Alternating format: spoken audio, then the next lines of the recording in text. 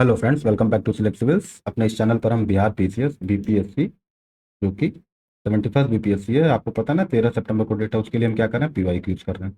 ठीक, उस पीवाईक्यू के थ्रू हम कॉन्सेप्ट भी बिल्ड कर रहे हैं। इस इस लेक्चर पूरे लेक्चर का ये आइडिया, पूरे लेक्चर सीरीज का ये आइडिया कि आपको इस लेक्चर के अलावा और कुछ भी ना पढ़ना पड़े। ना कोई किताब, ना कोई एनसीईआरटी, ना कोई इंटरनेट, कुछ भी नहीं। सारा इस लेक्चर में कंटेंट करके दिया हुआ है। क्योंकि टाइम अब है नहीं कि आप किताबें खोलें, ये इस किताब में आधा आंसर, उस किताब में आधा आंसर, इस चक्कर को खत्म करके सीधा एक क्वेश्चन देखेंगे, कोई एक क्वेश्चन, फिर उसके थ्रू जो और 10-12 क्वेश्चन बन सकते हैं वो देखेंगे। हर हर क्वेश्चन से हमारा यही है कि एक क्वेश्चन देखा जो प्रीवियस ईयर आया हुआ, उससे रिलेटेड उसके ऑप्शन को एनालाइज किया, जितने ऑप्शन है चारों ऑप्शन को एनालाइज किया, एक्स्ट्रा जो पूछ सकता है वो सब कुछ पूछा। जो सब कुछ पूछा जा सकता है वो सिर्फ एक क्वेश्चन। उसके बाद से अगला क्वेश्चन पे बढ़ते हैं, उससे भी जो 10-12 5-6 क्वेश्चन जितने भी बन सकते हैं उसका सारा का एक आइडिया एक ही स्लाइड में, एक ही वीडियो में आपको करके दे रखा है। तो सारा अप्रोच यही है कि एक महीने से कम का बाकी है, तो घूमने का टाइम नहीं है, एक पे सरेंडर करने का टाइम है कि एक पर आप फोकस कर लीजिए। ठीक, कोई एक वीडियो, कोई एक चैनल, मैं बार बार आपसे यही कह रहा हूँ।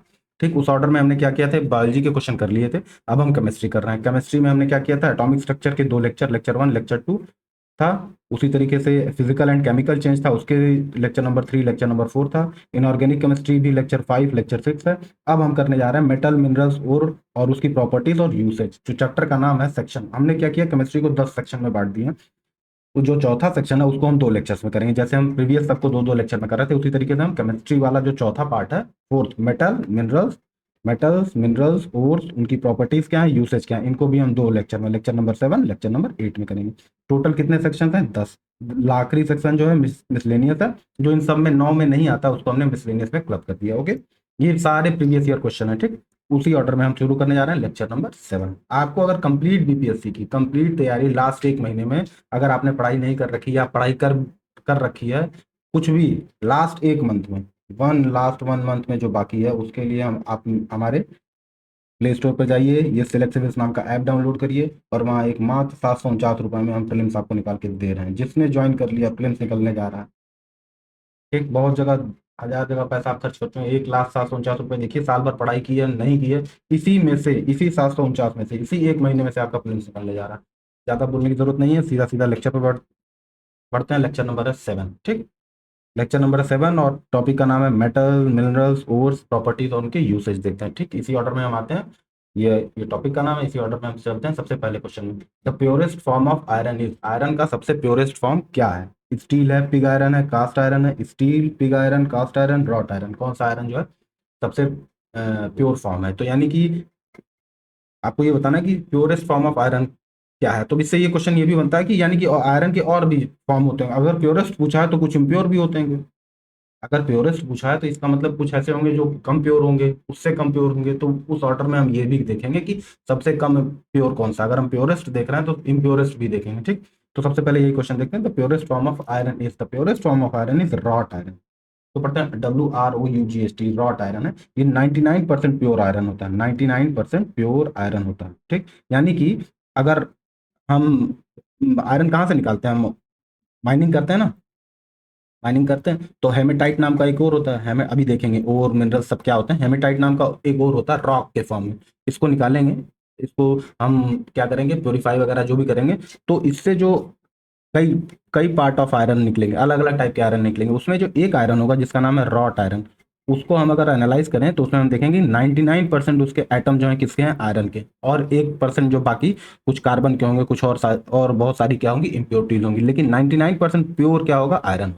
तो इसीलिए ये प्योरेस्ट फॉर्म ऑफ आयरन। अभी हम देखेंगे cast iron, pig iron, steel वगैरह क्या होता है। इनमें हम देखेंगे कि परसेंटेज ऑफ आयरन एटम्स के परसेंटेज में कुछ कमी होगी। प्योरेस्ट का मतलब यही हुआ ना, आयरन। प्योर आयरन कौन सा होगा, सबसे प्योर आयरन क्या होगा, जिसमें 100% पूरा पूरा एक एक आइटम भी क्या हो, आयरन का ही हो।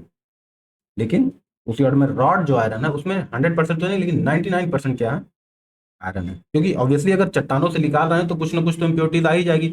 लाखों सालों से, 10 लाख साल से जो चट्टानें पड़ी हुई हैं जमीन के अंदर धसी हुई हैं, उनको हम माइनिंग करके निकाल रहे हैं, तो उसमें बहुत सारे मिनरल्स ओर्स और केमिकल मिक्स कर जाएंगे।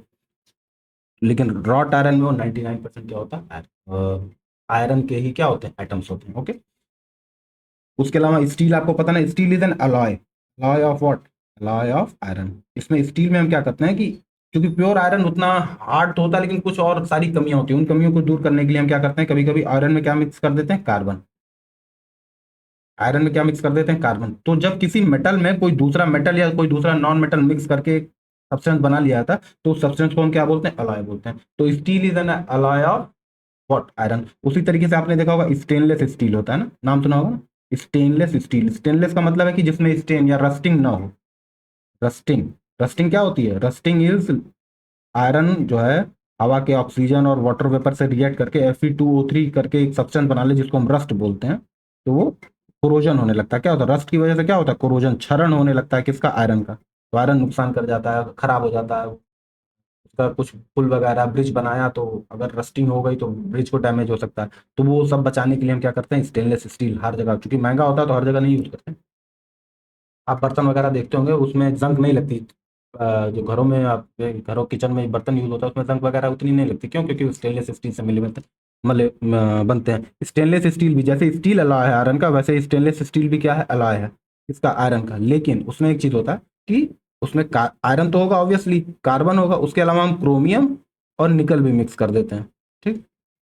तो आयरन, कार्बन, क्रोमियम और निकल मिक्स करके जो अलॉय बनता है आयरन का, उसको हम बोलते हैं स्टेनलेस स्टील। ओके। उसी तरीके से पिग आयरन है, कास्ट आयरन है, इसमें थोड़ा कार्ब, इन दोनों में कार्बन कंटेंट हाई होता है। कार्बन जो कंटेंट होता है वो हाई होता है। ठीक। तो आंसर क्या हो जाएगा आपका, D. Answer is D. Okay. Wrought iron. और जो लिखा है, अब देखिए स्लाइड भी बना दी मैंने आपको, बता दिया, और स्लाइड भी दे रखा है आपका, स्क्रीनशॉट लीजिए जो भी लीजिए। ऐप पर आपको पीडीएफ भी अवेलेबल है, सब कुछ कंप्लीट। इसके अलावा आप आयरन से रिलेटेड कुछ भी नहीं है। Purest form of iron is wrought iron. Wrought iron contains over 99% pure iron atoms with very little carbon and other impurities. इस यानी कार्बन और जो अदर इम्प्योरिटीज हैं बहुत कम होती हैं। Steel has controlled amount of iron. चूंकि स्टील हम तैयार करते हैं तो उसमें कंट्रोल अमाउंट ऑफ क्या डालते हैं, कार्बन। 0.1% से 1.5% हम कार्बन मिक्स कर देते हैं, जिससे कि क्या हो जाता है, स्ट्रांगर हो जाता है, लेकिन प्योरिटी घट जाती है। ठीक। अगला है pig iron and cast iron है high carbon content. Carbon content क्या होता है, हाई होता है। जब इसकी माइनिंग करके निकालते हैं तो इसमें आयरन के कुछ आइटम्स को, ज्यादातर सफिशिएंट अमाउंट ऑफ आइटम्स को कार्बन के आइटम रिप्लेस कर देते हैं, जिससे कि क्या हो जाता है, और उसके अलावा क्या हो जाता है, अदर इम्प्योरिटीज होती हैं, जिससे जो पिग आयरन या कास्ट आयरन होते हैं वो ब्रिटिल होते हैं। जो सस्ते प्रोडक्ट, चीप प्रोडक्ट होते हैं, जो कैसे बनाने होते हैं, सस्ते निर्माण करने होते हैं, तब हम क्या करते हैं, पिग आयरन और कास्ट आयरन का यूज करते हैं। ठीक।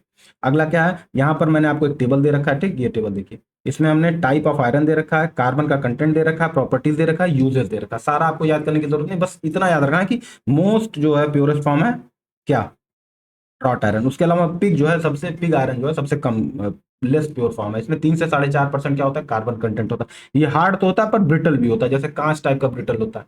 उतना नहीं पर ब्रिटल, समझ रहे, ब्रिटलनेस का क्या मतलब होता है इसका। ये स्टील बनाने में इसका यूज होता है। ठीक। स्टील बनाने में पिग आयरन का यूज होता है। रॉट आयरन क्या होता है, इसमें इम्प्योरिटीज 0.1% से भी कम हो सकती हैं। सॉफ्ट होता है, थोड़ा सा डक्टाइल होता है, मैलिएबल। मैलिएबल होता है तो इसका मतलब ये, इसको मोड़ा जा सकता है, थोड़ा मोड़ा जा सकता है अलग अलग शेप में। जैसे ब्रिज में आर्चेस वगैरह बनाने होते हैं ना, तो अब पिग आयरन का करेंगे तो इसको तोड़ने जाएंगे तो ये ब्रिटल होता है, तो पता चलेगा यहीं से टूट जाएगा। लेकिन जो रॉट आयरन है वो मैलिएबल होता है, स्ट्रांग भी होता है, और क्या होता है, मैलिएबल भी हो सकता है। यानी अलग अलग शेप और फॉर्म में इसको ढाला जा सकता है। इसीलिए इसका ब्रिजेस बनाने में, शिप्स बनाने में, गेट्स बनाने में यूज होता है। उसी तरीके से स्टील आपको पीछे बताया, स्ट्रांग होता है, टफ होता है, वर्सेटाइल होता है। कास्ट आयरन क्या होता है, ये भी हार्ड और ब्रिटल होता है। इसमें भी 2 से 4% क्या होते हैं, कार्बन कंटेंट होते हैं। इनका पाइप्स वगैरह में, जो जो ड्रेनेज वगैरह में पाइप होती है, मशीनरी में, स्टोव्स में, आप स्टोव देखते होंगे ना, अक्सर उसमें जंग लग जाता है। जो घरों में पुराने टाइम में स्टोव्स होते थे, बहुत बार यूज करते करते उसमें जंग लग जाता है, एकदम भूरे कलर का हो जाता था वो। नया लाएंगे तो एकदम ब्राउन दिखाई देगा आपको, एकदम ब्लैक या ग्रे कलर का, लेकिन धीरे धीरे यूज करते करते एकदम ब्राउनिश हो जाएगा। और कहीं छुएंगे तो ऐसा लगेगा कि अभी जैसे झड़ रहा है, मतलब पूरा। ठीक है। तो इस वजह से होता है कि प्योरिटी उसमें उतनी नहीं होती, इम्प्योरिटीज हाई अमाउंट में होती है। ठीक। ये हो गया। विच of the following which of the following has highest melting point. सबसे ज्यादा मेल्टिंग पॉइंट किसका है? ये एक रैंडम क्वेश्चन पूछा हुआ है। अब हम देखेंगे कि इस रैंडम क्वेश्चन से और क्या बन सकते हैं, वो भी देखेंगे। तो क्या लिखा है, बोरॉन है, आयरन है, सिलिकॉन है, एल्यूमिनियम है। ठीक। अब देखने से, अब जनरल अगर हम ना पढ़ के जाए तो ऐसा लगेगा कि आयरन का क्या होगा, सबसे ज्यादा होगा बॉइलिंग पॉइंट, अरे मेल्टिंग पॉइंट, मतलब आयरन को गर्म करते जाएंगे तो पिघल जाएगा। मेल्टिंग का मतलब होता है, मेल्टिंग मतलब होता है, मेल्टिंग पॉइंट का मतलब होता है वो पॉइंट जिसमें से एक सॉलिड किस में कन्वर्ट हो जाए, लिक्विड फॉर्म में। आपको पता है ना, मैटर की कई सारी स्टेट होती हैं, सॉलिड, लिक्विड। जो मेन फॉर्म क्या होती है, सॉलिड, लिक्विड और गैस। अब वो पॉइंट गर्म करने पर वो पॉइंट जिसमें सॉलिड किस में कन्वर्ट हो जाए, लिक्विड, तो क्या हो जाता है, मेल्टिंग पॉइंट। उसी तरीके से और गर्म करते जाए और लिक्विड किस में कन्वर्ट हो जाए, गैस में, तो उसको हम बोलते हैं बॉइलिंग पॉइंट। ठीक, गैस बनने लगे।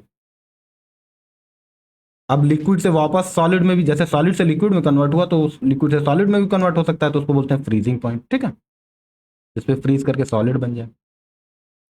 तो पूछ रहा है मेल्टिंग पॉइंट सबसे ज्यादा किसका होता है, तो मेल्टिंग पॉइंट सबसे ज्यादा होता है बोरॉन।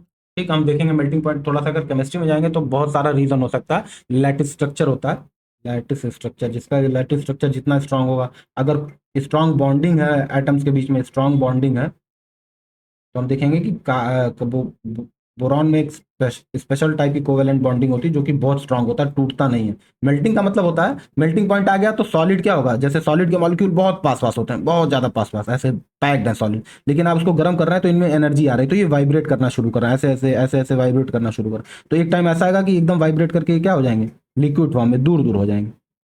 लिक्विड ऐसे होता है, लिक्विड और सॉलिड में ये अंतर है कि उनमें जो डिस्टेंस होता है, intermolecular distance, inter atomic distance बहुत ज्यादा होता है। गैसेज में और ज्यादा होता है, जैसे गैसेज में तो कोई डिफाइंड इंटरमोलिक्यूलर स्टेट है ही नहीं, आपने अगरबत्ती जलाई वो वेपर फॉर्म में, गैस फॉर्म में, धुएं के फॉर्म में है, तो उड़ती हुई पूरे कमरे में फैल जाएगी। क्यों? क्योंकि इंटरमोलिक्यूलर स्टेट जो डिस्टेंस है बहुत ज्यादा होती है, डिफाइंड ही एक्चुअली नहीं होती।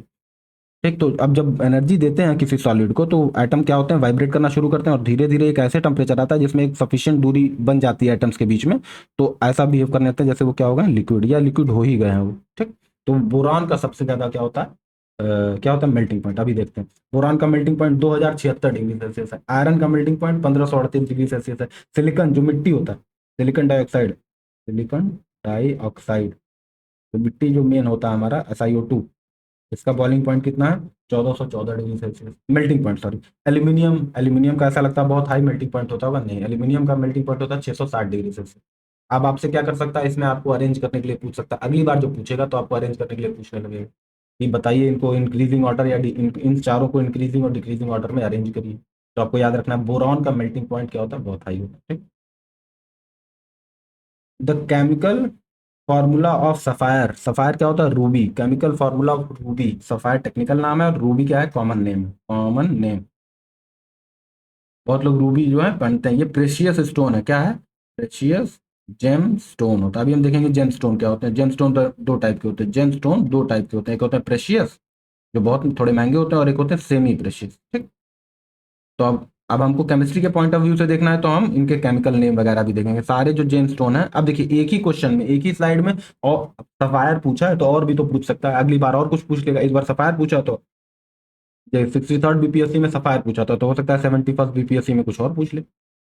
तो इसी हम सीरीज से, इसी हम स्लाइड से हम बाकी सारे क्वेश्चन करेंगे। तो chemical formula of sapphire is what, आपको बताना है Al2O3, Al2O2, Al2O2, N2O, Al2O3, Al2O2, N2O या NO क्या होता है, तो इसका जो आंसर होता है Al2O3। इसको बोलते हैं एल्यूमिना, एक्चुअली एल्यूमिनियम का ओर है ये, एल्यूमिना पढ़ते हैं। ठीक, एल्यूमिना है ये। ठीक, तो थोड़ा सा देखते हैं क्या है, Al2O3 आंसर है। ठीक, रूबी एंड सफायर, जैसे यहाँ सफायर पूछा है ना, वह, अच्छा सॉरी, एक रूबी या सफायर, रूबी या सफायर जो होता है, are both varieties of the mineral corundum, corundum नाम का मिनरल होता है, याद रखना, तो करंडम नाम का मिनरल होता है, जिससे हमको क्या, जो क्या होता है वही रूबी होता है, या उसी को क्या बोलते हैं, रूबी या सफायर। ठीक, करम, और इसी करंडम का जो केमिकल फार्मूला है क्या, एल्यूमिनियम ऑक्साइड, Al2O3, एल्यूमिना भी बोलते हैं, एल्यूमिना। ठीक, अब कलर का डिफरेंस, अलग अलग कलर के होते हैं ना, जेमस्टोन का कलर बहुत मैटर करता है, कोई नीला, कोई लाल, कोई भूरा, अलग अलग कलर के होते हैं, वो कलर क्यों होते हैं, the difference in colour comes from impurities, जो इम्प्योरिटीज मिली होती हैं उसमें कैसी इम्प्योरिटीज हैं उस पर डिपेंड करता है। अगर क्रोमियम टाइप की इम्प्योरिटी है तो वो रूबी या रेड कलर का हो जाएगा। रूबी जो होता है रेड क्यों होता है, क्योंकि ट्रेसेस ऑफ क्रोमियम होती हैं। जैसे अक्सर आपसे क्रैकर्स पूछे जाते हैं ना, क्रैकर्स जो पटाखे होते हैं, उसमें पूछते हैं किसी से ग्रीन कलर क्यों निकलता है, किसी से रेड कलर क्यों निकलता है, तो उसी तरीके से जो जेम स्टोन होते हैं उसमें भी क्या मिली होती है, इम्प्योरिटीज, उन्हीं, अब जो इम्प्योरिटीज मिली हुई है, जैसे क्रोमियम मिला हुआ है तो क्या हो जाएगा, रेड कलर का हो जाएगा, और उसको क्या बोलेंगे, रूबी, उस जेमस्टोन को क्या बोलेंगे, रूबी।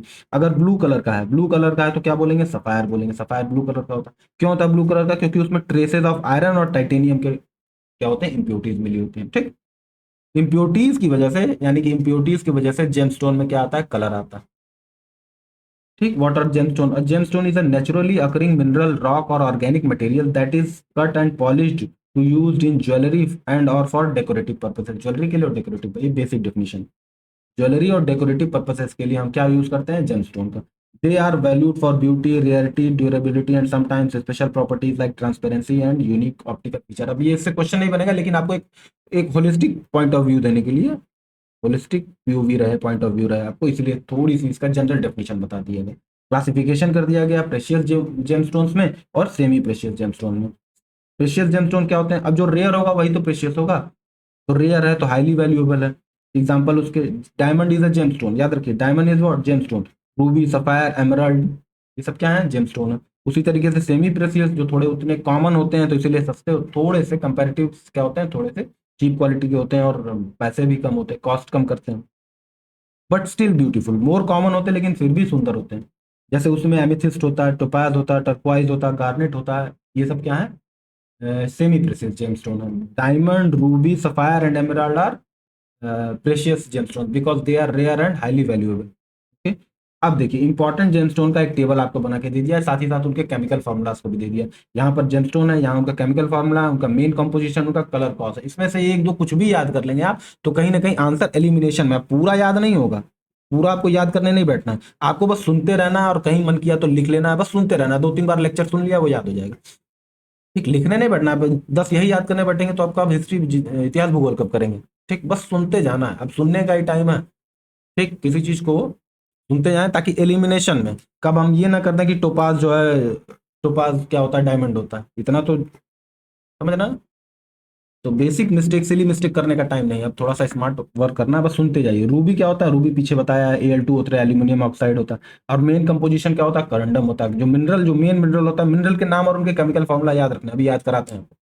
तो रूबी क्या होता है? करंडम होता है। सफायर क्या होता है? सफायर भी क्या होता है? करंडम होता है। अगर करंडम यहाँ पे है तो केमिकल फॉर्मूला भी दोनों का क्या होगा? सेम होगा। उसी तरीके से एमराल्ड क्या होता है? एमराल्ड आपको याद रखना है, beryl. Emerald is beryl, beryllium का समथिंग कुछ होता होगा, अब ये याद रखने की जरूरत नहीं है, सिर्फ बेरिल रखना है।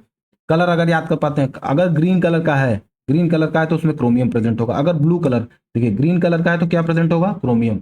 अगर ब्लू कलर का है तो उसमें इंप्योरिटीज क्या होगी? आयरन। टाइटेनियम याद रखिए ना रखिए, अगर ब्लू कलर का है तो क्या होगा? आयरन। टाइटेनियम याद रख सकते हैं, रखिए। क्रोमियम होगा तो रेड, यानी कि क्रोमियम होगा, क्रोमियम की इंप्योरिटी होगी तो रेड होगा, आयरन की इंप्योरिटी होगी तो ब्लू होगा वो जेमस्टोन। ठीक, वो जेमस्टोन कैसा होगा? ब्लू होगा। अगर क्रोमियम की होगी, क्रोमियम और वैनेडियम दोनों की, क्रोमियम और वैनेडियम दोनों होता है तो क्या हो जाएगा? ग्रीन हो जाएगा। ओके, ठीक। एमेथिस्ट क्या होता है? ये एमेथिस्ट मिट्टी होती है, सिलिका डाइऑक्साइड होता है। क्वार्ट्ज, क्वार्ट्ज की जो मिट्टी नहीं होती, क्वार्ट्ज जो होता है हमारा, उसका बना होता है। Amethyst is quartz, amethyst is quartz. ठीक, तो इसमें क्या होता है? ये पर्पल कलर का या ब्लूइश कलर का होता है तो उसमें आयरन की इंप्योरिटीज होती है। डायमंड कार्बन होता है। डायमंड क्या है? Diamond is an allotrope of carbon. Allotrope, अभी देखेंगे एलोट्रॉप्स क्या होते हैं। एलोट्रॉप्स ऑफ कार्बन, कार्बन के कई सारे एलोट्रॉप्स होते हैं, जैसे ग्रेफाइट होता है, उसी तरीके से डायमंड होता है, उसी तरीके से और क्या होता है?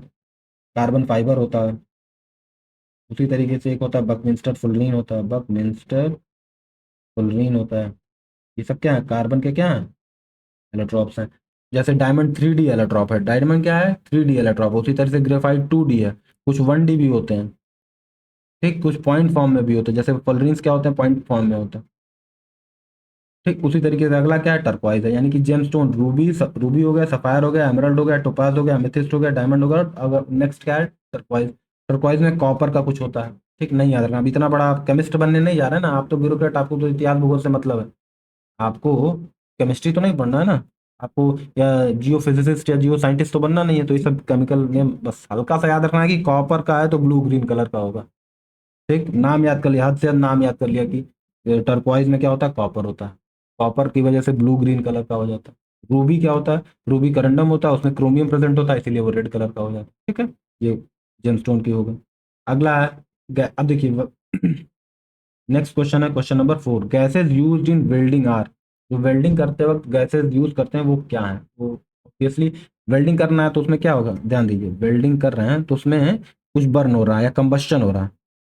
मेटल, एक मेटल गल करके एक मेटल को इतना कंबस्ट किया जा रहा है, इतना गर्म किया जा रहा है कि वो लिक्विड फॉर्म में आकर के दूसरे मेटल पर क्या हो जा रहा है? चिपक जा रहा है। तो कंबस्शन करने के लिए आपको पता है ना क्या जरूरत होती है? ऑक्सीजन की। क्या जरूरत होती है? ऑक्सीजन की, तो इसीलिए सब में ऑक्सीजन का तो दे रखा है। दूसरा जो गैस मिक्स करेंगे वो क्या, तो आपको बताना, ऑक्सीजन हाइड्रोजन होगा, ऑक्सीजन हाइड्रोजन होगा, ऑक्सीजन नाइट्रोजन होगा, ऑक्सीजन एसिटिलीन होगा, हाइड्रोजन एसिटिलीन होगा। इसका आंसर होगा oxygen and acetylene. Acetylene gas use करता है। एसिटिलीन गैस क्या होती है, C2H2। क्या होती है, C2H2।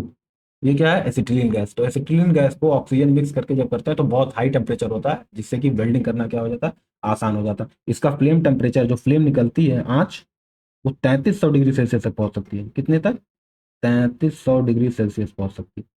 तो समझ रहे हैं ना, लगभग कुछ भी गल जाएगा। जब बोरान का हम देख रहे थे 2000 डिग्री सेल्सियस के करीब में था, तो यहाँ आयरन वगैरह तो पिघल ही जाएगा ना। आयरन की वेल्डिंग करनी है आपको, गेट अपना वेल्ड कराना है, तो गेट स्टील आयरन का बना हुआ है, स्टील का, आयरन का, किसी का बना हुआ है, तो हमने देखा था कि आयरन का लगभग 1400 डिग्री सेल्सियस है। तो इससे ज्यादा ही तो है वो, तो वो पिघला करके क्या कर देगा, वेल्ड कर देगा। यहाँ लिखा हुआ है कि ऑक्सीजन और acetylene, this produces the oxy acetylene flame. उस फ्लेम का क्या नाम है, ऑक्सी एसिटिलीन फ्लेम, जिसका टेम्परेचर कितना हो जाता है, फ्लेम का टेम्परेचर 3300 डिग्री सेल्सियस। इसका यूज करते हैं कटिंग में, वेल्डिंग में, ब्रेजिंग मेटल्स में। ठीक? तो अब ये पूछा हुआ है कि गैस, इस गैस का यूज पूछा हुआ है, किसी गैस का यूज पूछा हुआ है, तो क्या किया हमने कि एक पूरा एक टेबल ही दे दिया कि गैसेस का किस किस जो यूज है, जैसे यहाँ यूज दिया हुआ है और कौन सी गैस यूज होती है वो दिया हुआ है। तो ऐसे दो टेबल आपको बना के दे दिया, 10-15 है, एक ही बार में याद कर लेते हैं। जैसे ये तो क्वेश्चन में ही था, gases used in oxy acetylene welding. तो ऑक्सी एसिटिलीन वेल्डिंग में क्या यूज होता है, ऑक्सीजन और एसिटिलीन। इलेक्ट्रिक बल्ब में क्या यूज होता है, आर्गन। इलेक्ट्रिक बल्ब में क्या होता है, फिलामेंट लगा होता है ना, फिलामेंट, ये फिलामेंट ऐसे लगा होता है, तो ये फिलामेंट में एक गैस भर देते हैं ऐसे, इसके अंदर गैस भर देंगे, तो क्या होगा कि उसका डीके नहीं होगा, खराब नहीं होगा। तो वो गैस मेनली क्या होती है, आर्गन होती है, और उसके अलावा नाइट्रोजन भी भरा जाता है। यानी कि इलेक्ट्रिक बल्ब में जो अब उतना यूज नहीं होता, 100 वाट का, 200 वाट का जो आप बल्ब देखते थे घरों में, उसकी जगह क्या ले लिए, उस पहले CFL आया, फिर क्या आ गया, LED आ गया। ठीक? तो इलेक्ट्रिक बल्ब में पहले आर्गन यूज होता है अक्सर, और उसके अलावा कभी कभी क्या यूज होता है, नाइट्रोजन। नाइट्रोजन गैस ही जो चिप्स वगैरह आती है ना फूली हुई पैकेट्स में, उसमें भी नाइट्रोजन भरी होती है। गैसेज यूज इन बलून्स। बलून जो गैस आप आपकी कॉलोनी में, आपके शहर में जो बलून बिकता है, तो क्या भरता है, हीलियम भरता है। हाइड्रोजन भी भर सकता है, लेकिन हाइड्रोजन बहुत फ्लेमेबल होता है, अगर माचिस लग गया तो जल जाएगा, बहुत तगड़ा धमाका होगा, तो उसके लिए हीलियम भरते हैं। हीलियम भी हल्की होती है, इसीलिए उस बलून को छोड़ देंगे तो अब क्या हो जाएगा, उड़ जाएगा। क्यों उड़ जाएगा, कौन सा प्रिंसिपल, तैरने लगेगा एटमॉस्फेयर में। तो तैरने के लिए कौन सा प्रिंसिपल यूज होता है, आर्किमिडीज का। आर्किमिडीज प्रिंसिपल के हिसाब से वो एटमॉस्फेयर में क्या करेगा, फ्लोट करने लगेगा। अगर हल्का है एटमॉस्फेयर के जो मिक्सचर ऑफ गैसेज हैं उससे, अगर हल्की गैस है तो एटमॉस्फेयर में ऊपर उठने लगेगी, फ्लोट करने लगेगी, तो वो गैस कौन सी भरी जाती है, हीलियम। लाइटेस्ट गैस कौन सी, हाइड्रोजन। लाइटेस्ट गैस, सबसे हल्की गैस क्या है, हाइड्रोजन। तो हाइड्रोजन का यूज करना चाहिए, लेकिन हाइड्रोजन की एक कमी है कि बहुत फ्लेमेबल होती है, बहुत ज्वलनशील होती है, इसलिए हाइड्रोजन का यूज कम करते हैं। Gases use in fire extinguisher. Fire extinguisher में कौन सी गैस यूज होती है, carbon dioxide. Noble gas use in neon science. Neon science में किसका यूज होता है, नियॉन का यूज होता है। Noble gas use in advertising lamp. Krypton का यूज होता है, जेनन का यूज होता है। जिसमें एडवर्टाइजिंग लैम्प होता है वो क्रिप्टन और जेनन का यूज होता है। Gases use in fertiliser. Haber process से फर्टिलाइजर बनाया जाता है, याद रखिए, हैबर प्रोसेस से एक फर्टिलाइजर बनाया जाता है, अमोनिया।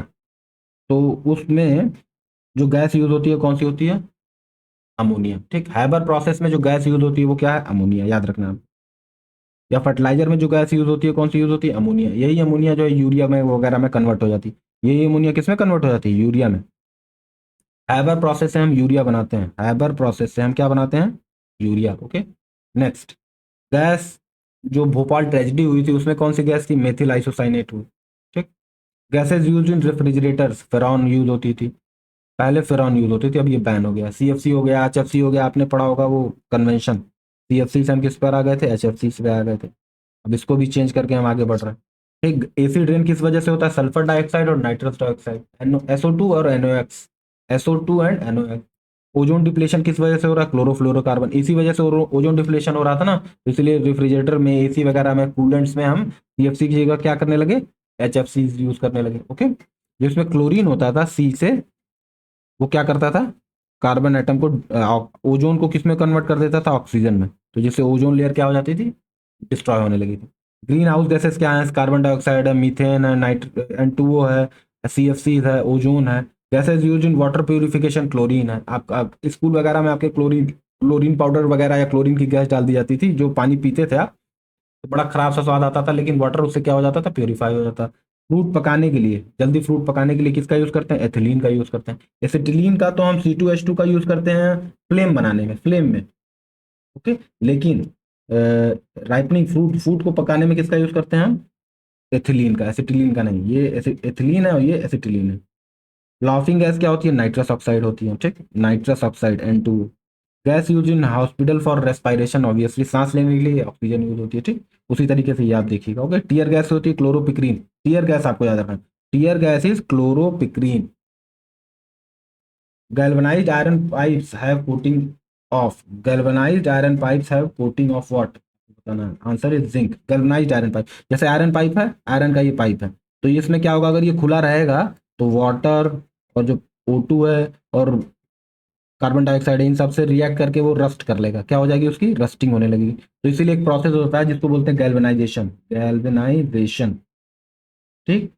गैल्वेनाइजेशन का मतलब, एक साइंटिस्ट, एक केमिस्ट थे, लुइस गैल्वीजी थे, उन्हीं के नाम से उन्होंने ये प्रोसेस शुरू किया था। इसीलिए इसको क्या बोलते हैं? गैल्वेनाइजेशन बोलते हैं। इसमें क्या करते हैं? जिंक की हम एक कोटिंग कर देते हैं, जिंक की क्या कर देते हैं? कोटिंग कर देते हैं। तो उससे क्या होगा कि एटमॉस्फेयर में जो एक्सपोज होगा वो क्या होगा? जिंक होगा। और जिंक जो होगा वो ऑक्सीजन से रिएक्ट करके ZnO, ये भी रस्ट, एक तरीके का रस्ट है, रस्ट है, लेकिन ये रस्ट अंदर की आयरन के लेयर को प्रोटेक्ट करेगा, और ये रस्ट थोड़ी मजबूत होती है, तो ये स्टील का जो आयरन का पाइप है हमेशा क्या होगा? मजबूत होगा। तो जिंक की कोटिंग कर देते हैं, क्या कर देते हैं? जिंक की कोटिंग कर देते हैं, जिससे आयरन की पाइप क्या होती है? बची होती है, ठीक। तो जिंक की कोटिंग होती है। ये galvanization is the process of coating iron और steel with a protective layer of zinc, zinc की प्रोटेक्टिव लेयर बनाने के लिए, ठीक। इस लेयर को हम बोलते हैं सैक्रिफिशियल प्रोटेक्शन, इस लेयर को क्या बोलते हैं? सैक्रिफिशियल प्रोटेक्शन, ठीक। इसीलिए गैल्वेनाइज्ड आयरन, GI पाइप्स बोलते हैं इसको। अक्सर आपके पाइप पे GI, GI लिखा होगा, GI पाइप्स, इसका मतलब इसका गैल्वेनाइजेशन हो चुका है, इसमें जिंक की लेयर परत चढ़ा चुकी है, ठीक। अच्छा, रस्टिंग ऑफ आयरन थोड़ा सा देख लेते हैं। जो रस्ट बनता है ब्राउन रंग का, उसका केमिकल फार्मूला होता है Fe2O3, Fe2O3। H2O भी हाइड्रेटेड फॉर्म में H2O ऐड होता है, पर मेन फार्मूला होता है Fe2O3। It forms when iron react with oxygen and moisture, iron जब ऑक्सीजन और जो हवा में, एटमॉस्फेयर में ऑक्सीजन और मॉइस्चर है उससे रिएक्ट करता है, तो क्या बना लेता है? ये बना लेता है, ठीक। आयरन है, हवा में H2O, पानी वाटर वेपर है, और ऑक्सीजन है, तो उससे रिएक्ट करके क्या बना लेगा? Fe2O3, और H2O का हाइड्रेशन फॉर्म में बना लेगा, तो ये रस्ट होता है। इसको बोलते हैं कोरोजन, या इलेक्ट्रोकेमिकल कोरोजन होता है। Rusting is accelerated by salts, अगर सॉल्ट है तो यानी पानी में सॉल्ट घुला हुआ है तो रस्टिंग बड़ी तेजी से होती है। तो इसीलिए आप देखते होंगे जो समुद्र के किनारे या ऐसी जगह पर ब्रिज वगैरह, डैम वगैरह होते हैं, उनमें बहुत हाई ग्रेड का क्या यूज होता है? आयरन यूज होता है। अगर एसिडिक वाटर है तो भी बड़ा ज्यादा होगा, मॉइस्चर बहुत ज्यादा, नमी है, ओशियन के अराउंड में क्या होता है? बहुत ज्यादा मॉइस्चर होता है ना, ओशियन में वेपराइजेशन बहुत तगड़ा होता है, तो कोस्टल रीजन में लिखा है ना। Rusting is specific to iron, rusting जो टर्म है, रस्टिंग, हालांकि कोरोजन सबका होता है, लेकिन रस्टिंग सिर्फ किसके लिए हम यूज करते हैं? आयरन के लिए। रस्ट होता क्या है? Rust is flaky, porous and non protective, it keeps falling off, तो fresh iron below gets expose again. जैसे क्या है, ठीक, मान लिया ये आयरन का एक वो है, ठीक। अब इसके पहले लेयर पे रस्टिंग हो गई, तो अब रस्टिंग हो गई तो ये गिर गया, अब अगला लेयर एक्सपोज हो गया, इस पे भी रस्टिंग हो जाएगी, ये भी गिर जाएगा, तो धीरे धीरे सारा इंटरनल स्ट्रक्चर आयरन का क्या हो जाएगा? कमजोर हो जाएगा, ठीक। अब जैसे आयरन रिएक्ट करता है, आपको पीछे बताया, आयरन रिएक्ट करता है किससे? ऑक्सीजन और वाटर से, उसी तरीके से जिंक भी रिएक्ट करता है, और क्या बना लेता है? ZnO। लेकिन जो जिंक का ऑक्साइड होता है वो हार्ड होता है, कंपैक्ट होता है और एडेरेंट होता है, यानी कि अगर जिंक की एक लेयर बन गई, आयरन की लेयर बन गई, तो ये टूट करके गिर जाएगी और अगली लेयर एक्सपोज हो जाएगी। लेकिन जब जिंक की लेयर बनेगी ZnO की, तो ये बहुत स्ट्रांग होती है, ये टूटेगी ही नहीं। अब और ये इसी पे अंदर के आयरन को क्या करेगी? प्रोटेक्ट करती रहेगी, फर्दर ऑक्सीडेशन को रोक देगी, ठीक। यहाँ पे लिखा हुआ क्यों जिंक प्रोटेक्शन करती है, ये भी आपको पीछे बताया क्यों क्यों करती है, क्योंकि ZnO की एक कोटिंग तैयार कर लेती है, जिसको हम बोलते हैं सैक्रिफिशियल प्रोटेक्शन। ये खुद सेक्रीफाइस होकर के अंदर के आयरन को क्या करती है? प्रोटेक्ट करती है। विच of the following is non ferrous metallic mineral, कौन सा नॉन फेरस मेटालिक मिनरल है, आपको ये बताना। देखिए मेटालिक मिनरल जो होते हैं, ध्यान से देखिए, जल्दी से बता देता हूँ। मिनरल कई टाइप के होते हैं, एक होते हैं मेटालिक, एक होते हैं नॉन मेटालिक, और एक होते हैं फ्यूल मिनरल्स, ईंधन वाले, ठीक। अब मेटालिक दो टाइप के होते हैं, एक होते हैं फेरस जिसमें आयरन हो, और एक होते हैं नॉन फेरस जिसमें आयरन नहीं प्रेजेंट हो, ठीक। तो उसमें से आपको बताना है कौन से मेटालिक मिनरल हैं जो नॉन फेरस हैं, ठीक। मेटालिक तो है लेकिन नॉन फेरस है, तो वो क्या है आपको बताना है। मैग्नीज है, निकल है, कोबाल्ट है, टिन है, या more than one of the above है। तो एक्चुअली ये कोबाल्ट भी है और टिन भी है, दोनों क्या है? नॉन फेरस है। बाकी मैग्नीज और निकल क्या है, फेरस है, फेरस मेटालिक मिनरल है, फेरस मेटालिक मिनरल है। लेकिन कोबाल्ट और टिन क्या है, नॉन फेरस मेटालिक मिनरल है। इसलिए ये भी सही, ये भी सही, इसलिए हम क्या कर देंगे, ये वाला आंसर क्या हो जाएगा, सही हो जाएगा। ठीक, टिन कोबाल्ट यहाँ सब दिया। Minerals are naturally occurring substance found in earth crust which have definite chemical composition characteristic physical properties. Mineral की डेफिनेशन है, मिनरल रॉक फॉर्म में पाए जाते हैं। मिनरल क्या होते हैं, रॉक फॉर्म में पाया जाता है, और उनका केमिकल कंपोजिशन, केमिकल कंपोजिशन और फिजिकल, फिजिकल कंपोजिशन क्या होता है, फिक्स होता है, फिक्स चेंज नहीं होता। कोई भी अगर आपने कोरंडम मिनरल लिया तो कहीं से भी निकालिए, उसका केमिकल कंपोजिशन हर जगह एक जैसा होगा। केमिकल और फिजिकल कंपोजिशन क्या होगा, एक जैसा होगा। वो मिनरल जिनसे आसानी से मेटल निकाला जा सकता है, वो मिनरल जिनसे आसानी से मेटल या जो हम निकालना चाहते हैं निकाला जा सकता है, उसको बोलते हैं ओर। यानी कि जो प्रॉफिटेबल, वो मिनरल जिनसे हम कम पैसे में प्रॉफिटेबल माइनिंग कर सकते हैं, उनको बोलते हैं ओर।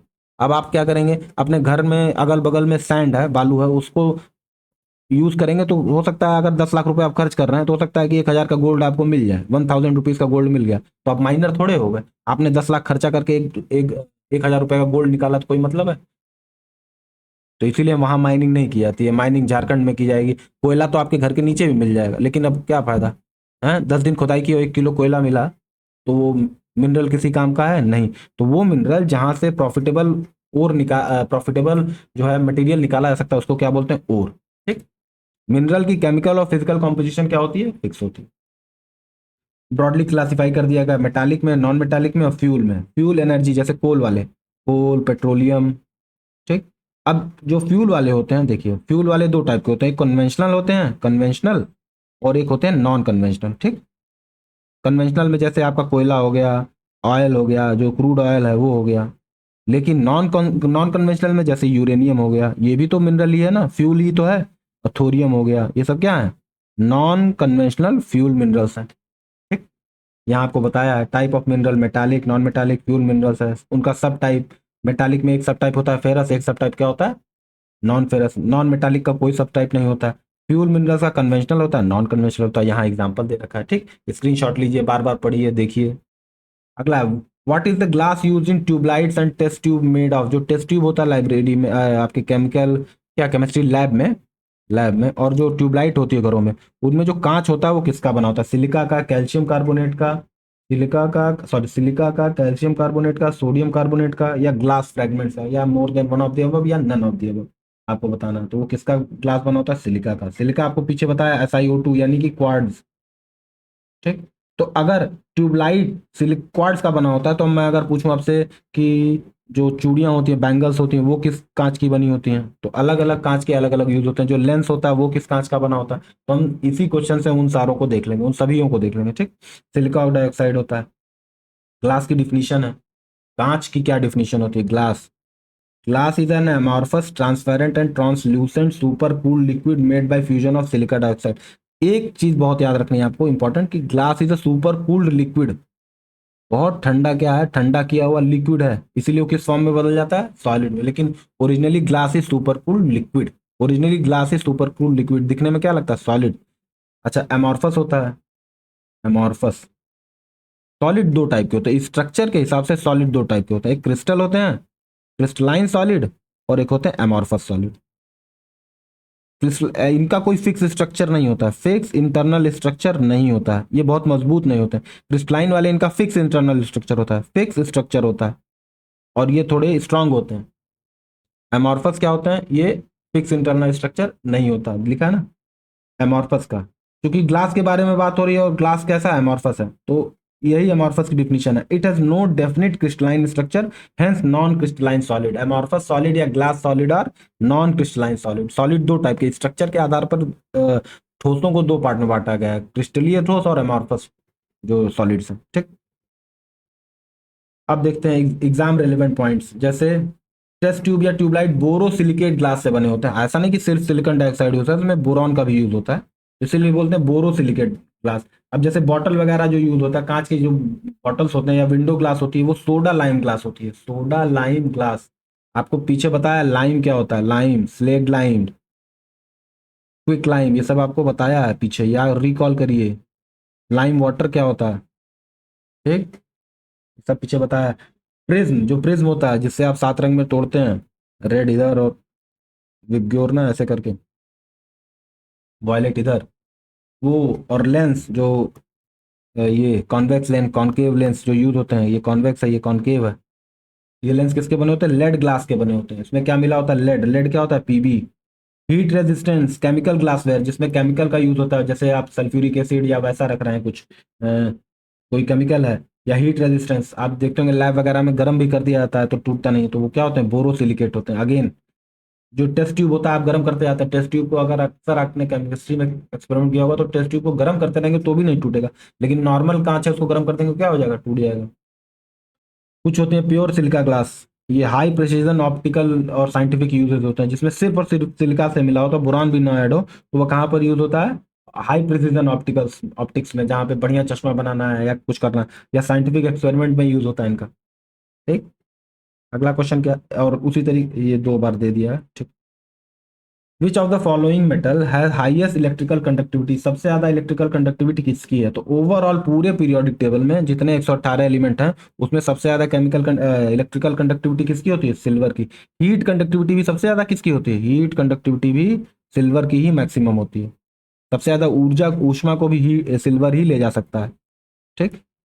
इसीलिए जो, अब चूंकि इसकी इलेक्ट्रिकल कंडक्टिविटी ज़्यादा होती है तो इसमें क्या होता है कि एनर्जी के फॉर्म में इलेक्ट्रिसिटी वेस्ट कम होती है, लेकिन चूंकि ये बहुत महंगा होता है तो इसीलिए घरों में इसका इलेक्ट्रिकल कनेक्शन नहीं होता। और साथ साथ इसलिए एक तो महंगा और दूसरा हीट कंडक्टिविटी भी बहुत ज़्यादा है, तो ये बहुत जल्दी गर्म भी हो जाएगा, पिघल भी जाएगा। तो इसीलिए हम किसका यूज़ करते हैं घरों में? कॉपर का। CU is best for electricity overall optimized way में, कि ठीक ठाक इसकी कंडक्टिविटी भी बढ़िया है और हीट भी रेजिस्टेंस होता है, जलता भी नहीं है। और सस्ते पंखे वगैरह या सस्ती वायरिंग होती है तो उसमें एल्यूमिनियम की वायरिंग कर देते हैं। ये कॉपर से भी सस्ता है। सिल्वर सबसे महंगा है लेकिन कॉपर उससे सस्ता है, और एल्यूमिनियम बहुत सस्ता है। आप अक्सर पंखे लेने जाएंगे तो पता चलेगा एक टेबल फैन 600 रुपए का है, एक टेबल फैन 1800 रुपए का है। तो 600 वाला 2 महीने में जल गया, खत्म कहानी। एल्यूमिनियम की बाइंडिंग होती है। 1800 रुपये वाले या 5000 रुपये वाले में किसकी? कॉपर की बढ़िया से बाइंडिंग। तो सिल्वर इज द आंसर। उसके अलावा उसी तरीके से और फैक्ट आपको दे रखे हैं, जैसे लाइटेस्ट एलिमेंट क्या है? हाइड्रोजन है। ओवरऑल लाइटेस्ट एलिमेंट क्या है? हाइड्रोजन है। तो लाइटेस्ट गैस भी क्या होगी? हाइड्रोजन होगी। सबसे हैवीएस्ट नेचुरली अकरिंग एलिमेंट, जिनको, जो नेचुरली अकरिंग एलिमेंट होते हैं जिनको लैब में ना बनाया है बल्कि पहाड़ों चट्टानों में मिलते हैं, तो वो सबसे हैवी उसमें क्या होता है? यूरेनियम होता है। कुछ रिमार्क्स दे रखे हैं आपको। हैवीएस्ट नेचुरली अकरिंग मेटल, ये तो ये क्या हो गया? Heaviest naturally occurring metal is osmium. Most abundant element in earth crust, most abundant element earth की क्रस्ट में सबसे ज्यादा क्या पाया जाता है? ऑक्सीजन। और ऑक्सीजन क्या है? नॉन मेटल है। मोस्ट अबंडेंट मेटल इन अर्थ क्रस्ट, अर्थ क्रस्ट में अब ऑक्सीजन चूंकि नॉन मेटल है ना, तो पूछ रहा है मेटल सबसे ज्यादा क्या पाया जाता है, तो मेटल सबसे ज्यादा पाया जाता है एल्यूमिनियम में। Most abundant element in universe, पूरे ब्रह्मांड में 74% क्या है? हाइड्रोजन ही है। उसके बाद 20% हीलियम है, फॉलोड बाई हीलियम। बाकी सब इसी में है थोड़े बहुत। Most reactive metal, most reactive metal क्या है? फ्रेंसियम है। सबसे तेज रिएक्ट कौन करता है? फ्रेंसियम है। मोस्ट रिएक्टिव नॉन मेटल, सबसे कम, सबसे ज्यादा रिएक्टिव नॉन मेटल कौन सा? Fluorine gas. Best electrical conductor पीछे आपको बताया सिल्वर है। बेटर देन कॉपर लिखा हुआ ना, बेटर देन कॉपर। उसी तरीके से ये की है, बेस्ट थर्मल कंडक्टर सिल्वर हो गया। Poorest conductor among metals, mercury. Mercury सब मेटल्स चूंकि बहुत अच्छे कंडक्टर होते हैं किसके? इलेक्ट्रिसिटी के, लेकिन मरकरी मेटल होते हुए भी बहुत पुअर कंडक्टर देता है। But still better than non metal, ऐसा नहीं कि नॉन मेटल से खराब है, मेटल्स में सबसे खराब है mercury. Liquid metal at room temperature, तो लिक्विड मेटल क्या होता है रूम टेम्परेचर? मरकरी है और गैलियम फ्रांसियम है। हार्डेस्ट नेचुरल एलिमेंट कार्बन है। कार्बन का जो डायमंड एलोट्रॉप होता है, कार्बन डायमंड के फॉर्म में जो होता है सबसे हार्ड होता है। सारे मेटल नॉन मेटल सब कुछ मिलाकर के सबसे हार्ड क्या होता है? डायमंड, यानी कि कार्बन। सॉफ्टेस्ट मेटल क्या होता है? सीजियम होता है, सोडियम होता है। सोडियम और सीजियम को आप चाकू से ऐसे काट सकते हैं, हाथ से ऐसे तोड़ सकते हैं। सबसे ज्यादा मेल्टिंग पॉइंट किसका होता है? टंगस्टन का होता है, 3400 डिग्री सेल्सियस। अब देखिए एसिटिलीन का जो टॉर्च होता है वो कितना डिग्री का फ्लेम निकालता है? 3300 डिग्री सेल्सियस। यानी टंगस्टन की वाइंडिंग करने के लिए अगर आपको करना है तो ऑक्सी एसिटिलीन टॉर्च से काम नहीं चलेगा, कुछ और लाना पड़ेगा आपको। Element with lowest melting point helium है। Noble gases helium, neon, argon, krypton, xenon, radon and OG करके। ओजी मैं नहीं जान रहा हूँ क्या चीज़ है, चेक करिएगा। इनर्ट ग्रुप, ग्रुप 18 में पाए जाते हैं। जो नोबल गैसेज है रिएक्ट नहीं करती हैं, किससे पाए जाते हैं? 18 में। क्यों नहीं रिएक्ट करती हैं? क्योंकि आपको पीछे पता है इनका ऑक्टेट क्या होता है? कंप्लीट होता है। इनके यार लास्ट ऑर्बिट में 8 इलेक्ट्रॉन या 2 इलेक्ट्रॉन फील्ड होते हैं। नियॉन लैम्प में नियॉन यूज होता है। ठीक। उसी तरीके से element use in fluorescent lamps और ट्यूबलाइट्स में तो आर्गन यूज होता है, विद मरकरी का वेपर यूज होता है। Element with highest atomic number known, सबसे ज्यादा एटॉमिक नंबर, अच्छा ऑर्गेनेसन है ये 18वां, यही ओजी है, ऑर्गेनसन। ठीक, ये रेडियो एक्टिव होता है और साथ ही साथ क्या है, नोबल भी है। The heaviest metal among the following, इनमें चार ऑप्शन में से सबसे हैवी मेटल कौन सा है, आपको ये बताना है। ठीक, तो सबसे हैवी क्या है, प्लेटिनम है। Heaviest metal of the following is made of, सबसे ज्यादा heaviest metal of the following is made of, सबसे ज्यादा क्या होगा, सबसे हैवीएस्ट मेटल क्या है, यूरेनियम है, पीछे आपको बताया ना, ये देखिए heaviest naturally occurring element is uranium. Okay, uranium हो गया। अगला क्या था, to protect broken bones plaster of Paris is used, it is, plaster of Paris क्या होता है, जिप्सम होता है, जिप्सम ही होता है ना, हाँ gypsum, plaster of Paris is gypsum. Actually gypsum नहीं होता है, लेकिन जिप्सम का ही एक फॉर्म होता है। जिप्सम क्या होता है, जिप्सम जो होता है वो होता है CaSO4.2H2, डॉट क्या होता है 2H2, लेकिन इसी को थोड़ा गर्म वगैरह कर देते हैं तो CaSO4 इंटू हाफ H2O हो जाता है। तो ये प्लास्टर ऑफ पेरिस है, POP। जिप्सम से ही हम क्या बना लिए, प्लास्टर ऑफ पेरिस बना लिए। तो पूछ रहा है कि जो बोन हड्डियों को प्रोटेक्ट करने के लिए प्लास्टर ऑफ पेरिस यूज होता है वो है किसका, वो है जिप्सम का। जिप्सम, जिप्सम होता है CaSO4, बार बार याद कर लिए, .2H2O। प्लास्टर ऑफ पेरिस क्या होता है, CaSO4 12H2 नहीं, 1/2H2O होगा। ठीक, CaSO4 इंटू 1/2H2O। ठीक, इसको ऐसे भी लिख सकते हैं, CaSO4 के होल ट्वाइस इंटू H2। ये दोनों क्या है, प्लास्टर ऑफ पेरिस ही है, POP। CaSO4 का whole twice into 2H2। It is prepared by heating gypsum, 150 degree Celsius को जिप्सम पे गर्म कर देते हैं तो ये CaSO4 से किस में कन्वर्ट हो जाता है, इसमें कन्वर्ट हो जाता है, कब, 150 डिग्री सेल्सियस गर्म करने पर। ठीक है, question number 12, the formula of plaster of Paris is, तो मेन फॉर्मूला ऐसे ऐसे होता है, अभी तो आपको बताया ½ H2O, लेकिन इसको ऐसे भी लिख सकते हैं, CaSO4 का होल ट्वाइस इंटू H2O। तो ये क्या हो जाएगा, बी वाला आंसर हो जाएगा। ओके, मिनरल्स आर लिक्विड होते हैं, इनऑर्गेनिक सॉलिड होते हैं, गैसेज होते हैं, या ऑल ऑफ दी अबव होते हैं। Minerals are inorganic solid, by definition minerals are inorganic solid, by definition mineral जो होते हैं डेफिनेशन के हिसाब से क्या होते हैं, इनऑर्गेनिक सॉलिड होते हैं। उसके अलावा ऑर्गेनिक भी होते हैं, ऑर्गेनिक मिनरल भी होते हैं। ठीक, जैसे कोल ऑर्गेनिक मिनरल ही है ना, कोल क्या है, ऑर्गेनिक ही, ऑर्गेनिक तरीके से ही तो प्राप्त करते हैं, जो पेड़ पौधे जानवर दब के मर जाते हैं फिर धीरे धीरे किसमें कन्वर्ट हो जाते हैं, कोल में। एक तरीके से ऑर्गेनिक मिनरल हम कह सकते हैं, लेकिन डेफिनेशन हम देखेंगे केमिस्ट्री में तो मिनरल्स आर स्ट्रिक्टली इनऑर्गेनिक। ठीक, इनऑर्गेनिक, ये पीछे बताया आपको। विच of the most reactive metal, तो सबसे ज्यादा रिएक्टिव है पोटेशियम, पोटेशियम सबसे ज्यादा reactive, most reactive metal is potassium. देखिए जब पीरियोडिक टेबल देखते हैं आप तो यहाँ दो ग्रुप स्पेशली होते हैं, फिर यहाँ पे डी ब्लॉक होता है, फिर यहाँ पे पी ब्लॉक होता है। ठीक, तो ये जो दो ग्रुप है, ये पहला वाला जो है ये है अल्कली ग्रुप है, अल्कली मेटल है, और ये फिर अल्कली अर्थ है दूसरा ग्रुप। ये जो दोनों ग्रुप के एलिमेंट्स होते हैं वो बहुत रिएक्टिव होते हैं, और जैसे जैसे नीचे जाएंगे रिएक्टिविटी बढ़ती चली जाती है, तो पोटेशियम थोड़ा नीचे पाया जाता है, इसीलिए सबसे रिएक्टिव कौन होता है, potassium. In the alkali metal group, group one of the, जिसको ग्रुप वन बोलते हैं उसका नाम अल्कली मेटल ग्रुप है। पीरियोडिक टेबल में वो reactivity increases as we go down the group, नीचे ग्रुप की तरफ जाते हैं तो रिएक्टिविटी बढ़ती चली जाती है। क्यों, क्योंकि एटॉमिक साइज बढ़ती चली जाती है, जैसे जैसे एटॉमिक साइज बढ़ती चली जाएगी तो इलेक्ट्रॉन की दूरी न्यूक्लियस से क्या हो जाएगी, ज्यादा होती जाएगी। तो ये वाले इलेक्ट्रॉन जितना दूर होंगे उतने ज्यादा फ्री होंगे ना रिएक्शन में पार्टिसिपेट करने के लिए। तो जितना बड़ा न्यूक्लियस होगा, जितना बड़ा एटम होगा, एटम का रेडियस जितना ज्यादा होगा उसकी रिएक्टिविटी भी उतनी ही ज्यादा होगी। ठीक, ये पीछे बताया, क्योंकि न्यूक्लियर अट्रैक्शन दूरी बढ़ने के साथ साथ क्या हो जाता है, घटता चला जाता है। इसीलिए जितना इलेक्ट्रॉन, रिएक्टिविटी का मतलब क्या होता है, अगर कोई एटम आसानी से इलेक्ट्रॉन छोड़ सकता है तो हम बोलते हैं वो हाईएस्ट रिएक्टिव है। तो पोटेशियम बहुत रिएक्टिव होता है, इसीलिए पोटेशियम को हवा से भी रिएक्ट कर गया तो एकदम ब्लास्ट हो जाएगा। इसीलिए इसको किस में रखते हैं, केरोसिन में डाल के रखते हैं, केरोसिन में डाल के रखते हैं। वॉट, सोडियम को पानी में डाल दिए, सोडियम अगर खुला छोड़ दिया आपने, सोडियम, सोडियम भी बहुत रिएक्टिव होता है, लेकिन सोडियम को ऐसे ही खुला छोड़ दिया तो रिएक्ट नहीं करेगा। सोडियम जब पानी मिलेगा उसको, सोडियम को जब वाटर मिलेगा तब रिएक्ट करेगा। लेकिन पोटेशियम सीधा सीधा एयर से ही रिएक्ट कर लेता है, इसीलिए उसको किस में रखते हैं, केरोसिन में। ओके, अब कौन, ये रिएक्टिविटी सीरीज है, तो ये पोटेशियम, ये सबसे ज्यादा रिएक्टिविटी मेटल्स की रिएक्टिविटी सीरीज है, इसमें सबसे ज्यादा रिएक्टिव कौन है, पोटेशियम है, फिर कौन है उससे ज़्यादा रिएक्टिव, सोडियम है, फिर कैल्शियम भी बहुत रिएक्टिव होता है, मैग्नीशियम है, एल्यूमिनियम है, जिंक है, आयरन है, लेड है, हाइड्रोजन हाइड्रोजन बीच में आ जाता है, हाइड्रोजन कभी कभी मेटल नॉन मेटल दोनों की तरफ से एक्ट करता है, कॉपर है, मरकरी है, एजी है, गोल्ड सबसे कम रिएक्टिव होता है, ठीक। इसीलिए सोना पहनते रहिए, उसमें कभी सोने में जंक लगे देखा है आपने? नहीं। ये पीरियोडिक टेबल है, ठीक, यही पीरियोडिक टेबल है। ये जो ग्रुप दिखा रहा है जिसको ग्रुप 1 बोलते हैं, ये ग्रुप 2 है। ये यही ग्रुप जो है अल्कली अर्थ है, ये अल्कली अर्थ है, ये अल्कली अर्थ मेटल्स हैं, ठीक। ये अल्कली मेटल्स हैं, ये अल्कली अर्थ मेटल्स हैं, ये जो है अल्कली है। और ये वाले जो ग्रुप 2 वाले हैं अल्कली अर्थ हैं, ठीक। ये ग्रुप डी है आपका, इसको ट्रांजिशन मेटल बोलते हैं, इनमें मेटल नॉन मेटल इस टाइप की प्रॉपर्टीज आने लगती हैं। ये जो दिख रहे हैं पीले पीले, ये जिगजैग टाइप है, ये जो येलो फॉर्म में, इनको बोलते हैं मेटलॉइड्स। क्या बोलते हैं? मेटलॉइड्स, ठीक है। इनमें मेटल और नॉन मेटल दोनों की प्रॉपर्टी होती है। Boron, silicon, germanium, arsenic, antimony, tellurium, bismuth और आर, ये क्या चीज़ है? और एक मिनट, अरे ये क्या होगा, एक मिनट, ओके। तो ये क्या है? ये सब मेटलॉइड्स हैं, ओके। कुछ टैब में गड़बड़ी हो गई थी, ओके। ये लेंथेनॉइड सीरीज है, यहाँ से एक सेकंड फिर से,